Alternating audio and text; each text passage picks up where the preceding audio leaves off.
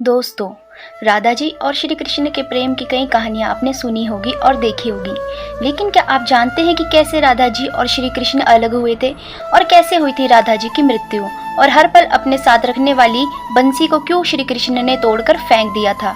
जब भी संसार में प्रेम और त्याग की बात होती है तो सभी की जुबान पर बस एक ही नाम आता है, श्री कृष्ण और राधा। राधा श्री कृष्ण के प्रेम को जीवात्मा और परमात्मा का मिलन कहा जाता है। कहा जाता है कि श्री कृष्ण को केवल दो ही चीजें सबसे ज्यादा प्रिय थी। ये दोनों चीजें भी आपस में एक दूसरे से गहराई से जुड़ी हुई थी, बांसुरी और राधा जी। राधा जी की वजह से श्री कृष्ण बांसुरी को हमेशा अपने पास रखते थे। भले ही श्री कृष्ण और राधा जी का मिलन नहीं हो सका, लेकिन उनकी बांसुरी उन्हें हमेशा एक सूत्र में बांधे रही। श्री कृष्ण के जितने भी चित्रण मिलते हैं उनमें बांसुरी जरूर रहती है। बांसुरी श्री कृष्ण के राधा जी के प्रति प्रेम का प्रतीक है। वैसे तो राधा जी से जुड़ी कई अलग अलग विवरण मौजूद है, लेकिन एक प्रचलित कहानी के बारे में हम आपको बताते हैं। भगवान श्री कृष्ण से राधा जी पहली बार तब अलग हुई जब मामा कंस ने बलराम जी और श्री कृष्ण को आमंत्रित किया। श्री कृष्ण के वृंदावन छोड़ने के बाद से ही राधा जी का वर्णन बहुत कम हो गया। राधा जी और श्री कृष्ण जब आखिरी बार मिले थे तो राधा जी ने श्री कृष्ण से कहा था कि भले ही वह उनसे दूर जा रहे हैं, लेकिन मन से श्री कृष्ण हमेशा उनके साथ ही रहेंगे। इसके बाद श्री कृष्ण मथुरा गए और कंस और बाकी राक्षसों को मारने का अपना काम पूरा किया। इसके बाद प्रजा की रक्षा के लिए श्री कृष्ण द्वारका चले गए और द्वारकाधीश के नाम से लोकप्रिय हुए।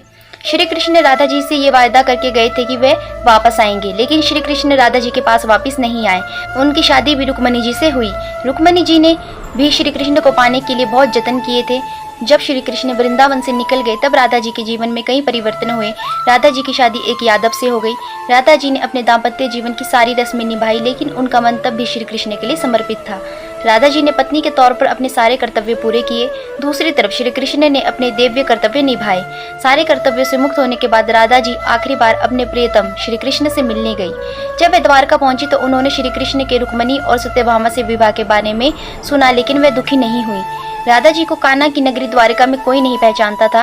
राधा जी के अनुरोध पर श्री कृष्ण ने उन्हें महल में एक देविका के रूप में नियुक्त किया। राधा जी दिन भर महल में रहती थी और महल से जुड़े कार्य देखती थी।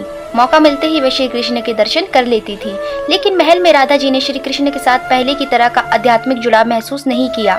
इसलिए राधा जी ने महल से दूर जाना तय किया। उन्होंने सोचा कि वे दूर जाकर दोबारा श्री कृष्ण के साथ आध्यात्मिक संबंध स्थापित कर पाएंगी। उन्हें नहीं पता था कि वे कहाँ जा रही है, लेकिन भगवान श्री कृष्ण जानते थे। धीरे धीरे समय बीतता गया और राधा जी बिल्कुल अकेली और कमजोर हो गई। उस वक्त उन्हें भगवान श्री कृष्ण की आवश्यकता पड़ी। आखिरी समय में भगवान श्री कृष्ण उनके सामने आ गए। श्री कृष्ण ने राधा जी से कहा कि वह उनसे कुछ मांगे, लेकिन राधा जी ने मना कर दिया। श्री कृष्ण के दोबारा अनुरोध करने पर राधा जी ने कहा कि वह आखिरी बार उन्हें बांसुरी बजाते देखना चाहती हैं। श्री कृष्ण ने बांसुरी ली और बेहद सुरीली धुन में बजाने लगे। श्री कृष्ण ने दिन रात बांसुरी बजाई जब तक राधा जी आध्यात्मिक रूप से श्री कृष्ण में विलीन नहीं हो गई। बांसुरी की धुन सुनते सुनते राधा जी अपने शरीर का त्याग कर दिया।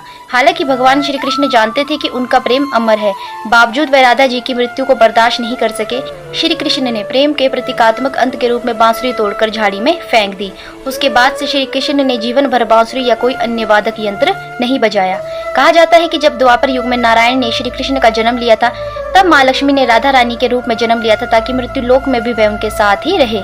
तो दोस्तों, आशा करती हूँ कि आज की हमारी वीडियो आपको पसंद आई होगी, और अगर वीडियो पसंद आई होगी तो वीडियो को लाइक करके चैनल को सब्सक्राइब करके बेल आइकन को प्रेस कर दीजिएगा।